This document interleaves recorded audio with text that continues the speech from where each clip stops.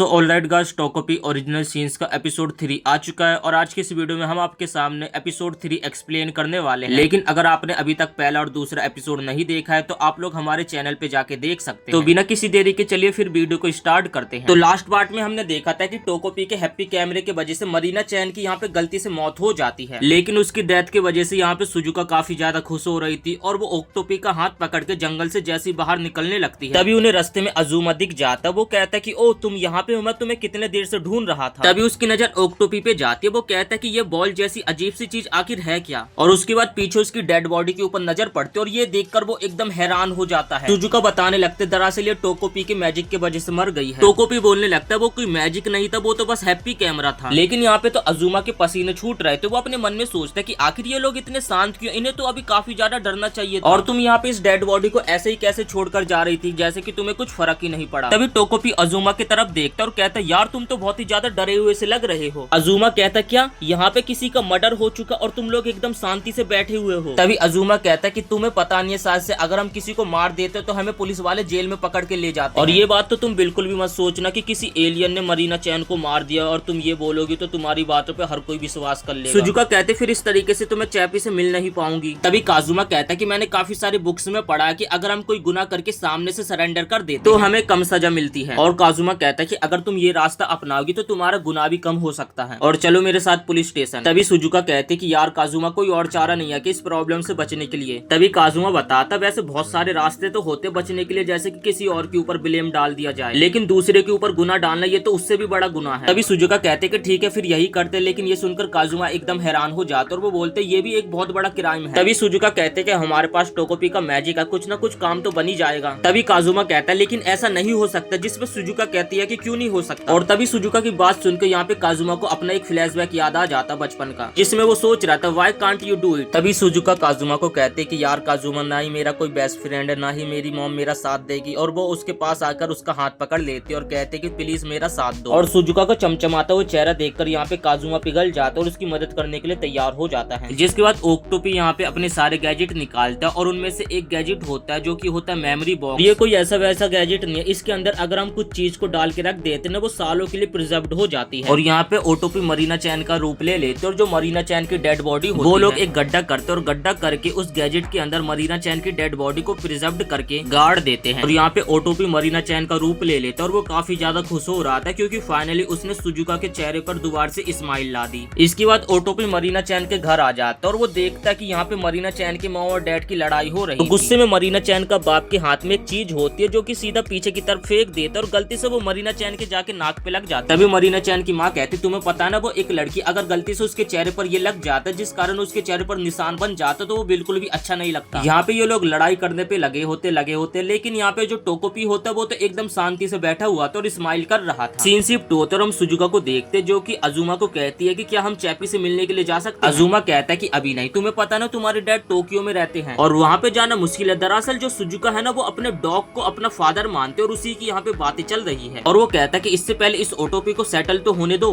तभी ओटोपी बोलता है कि ये बताओ आखिर ये डेवोस क्या होता है, क्योंकि मरीना की मॉम बोल रही थी डेवोस के बारे में कुछ और वो लोग यहाँ पे कुछ सोच ही रहे होते। तभी यहाँ पे अजूमा का बड़ा भाई आ जाता है और इस बंदे का नाम होता है जूमिया जो कि अजूमा का बड़ा भाई वो दिखने में काफी ज्यादा हैंडसम लग रहा था, जिस कारण यहाँ पे सुजुका और ओटोपी उसकी तरफ अट्रैक्ट होने लगते हैं। और तभी उसके पार्ट टाइम जॉब का समय होने लगता है तो वो यहाँ से चला जाता है। तभी अजूमा कहते कि वैसे भी उसे पार्ट टाइम जॉब करने की जरूरत भी नहीं है क्योंकि वैसे भी उसे घर से पैसे मिलते रहते हैं। उसने अपने खुद के पैसों से रिंग भी खरीदी थी, जबकि उसे सिर्फ पढ़ने की जरूरत है और कुछ करने की भी जरूरत नहीं है। और यहाँ पे अजूमा को काफी ज्यादा गुस्सा आ रहा होता है, जिसपे सुजुका कहते हैं कि क्यों ना तुम उससे जाके वो रिंग ले लो, जिस कारण वो निराश हो जाएगा और खुद ही अपनी जॉब क्विट कर देगा। अजूमा कहता है लेकिन ये चोरी होगी ना, ये बहुत ही गलत बात है। तभी सुजुका उसे प्यार से दोबारा से कहते कि ये तुम कर सकते हो और उसकी बातों में दोबारा से अजूमा आ जाता है। फिर वो अपने घर में रिंग चोरी करने के लिए आ जाता और उसके साथ यहाँ पे ओटोपी भी आया था। सुजुका ने उसे कहा था कि अगर कोई भी प्रॉब्लम होती है तो तुम ओटोपी के गैजेट का इस्तेमाल कर सकते हो, लेकिन उसने अपने सर में फ्लावर लगा रखा होता है जिससे उसे कोई देख ना पाए। तभी अजूमा को रिंग दिखाई देती और रिंग को देखकर उसे एक फ्लैशबैक याद आने लगता है जिसमें उसके बड़े भाई ने कहा था कि ये रिंग मुझे मेरी गर्लफ्रेंड की याद दिलाती और अगर मेरे पास और पैसे रहेंगे तो ऐसी मैं एक और खरीदूंगा। अजूमा का भाई अभी रूम से बाहर होता है, लेकिन अचानक से उसके फोन की घंटी बजने लगते है, जिस कारण वो अपने रूम में जाने लगता है। और रूम में तो यहाँ पे अजूमा और ओटोपी होते हैं, उन्हें कुछ भी समझ नहीं आता कि आखिर वो लोग क्या करें। जूनियर तभी अपने रूम में आता है और वो सोचने लगता है कि आखिर ये खिड़की कैसे खुली है, मैंने तो खिड़की बंद करके गया था। तभी हमें दिखाया जाता है कि अजूमा ने यहाँ पे ओटोपी के विंग्स पहन रखा था, जिस कारण वो हवा में उड़ रहा था। लेकिन यहाँ पे विंग्स के कुछ टाइम लिमिटेड है, अचानक से वो लोग नीचे की तरफ गिरने लगते हैं। लेकिन ओटोपी सही टाइम पे अजूमा के कपड़ों को पकड़ लेता, जिस कारण वो अभी भी थोड़ा हवा में था। और अजूमा का जो बड़ा भाई होता है तभी खिड़की से बाहर देखने लगता है, आप देख ही सकते हैं। और जैसे खिड़की बंद होती है वो लोग जमीन पे नीचे गिर जाते, लेकिन किसी को भी चोट नहीं लगी होती है। तभी अजूमा काफी ज्यादा उदास हो जाता है और उसके बाद हमें एक फ्लैशबैक दिखाया जाता है, जिसमें हम देखते हैं कि अजूमा की मॉम हमेशा उसे डांटा करती थी, इस वजह से क्योंकि उसका बड़ा भाई जो था वो पढ़ाई में काफी ज्यादा अच्छा है और उसके हमेशा अच्छे मार्क्स आते, लेकिन अजूमा के नहीं। और उसे खाना भी नहीं दिया जाता था और उसे सिर्फ हमेशा पढ़ाई के लिए फोर्स किया जाता और उसने हमेशा अपनी तरफ से बेस्ट करने की कोशिश करी, लेकिन तब भी उसके हमेशा अच्छे मार्क्स नहीं आए। इसके बाद वो दोनों अपनी फटी हालत में सुजुका के पास आ जाते। सुजुका उन दोनों को देखती है और हंसने लगती है और बोलती है कि क्या हुआ तुम दोनों। और तभी अजूमा जोर जोर से रोने लग जाता है। इसके बाद सीन शिफ्ट होता है, हम अगले दिन स्कूल का सीन देखते हैं। जो मरीना चैन होती है वो सुजुका को खाना खिला रही थी अपने हाथ से, लेकिन सभी क्लास के जो स्टूडेंट होते हैं ये देखकर काफी ज्यादा हैरान हो जाते हैं।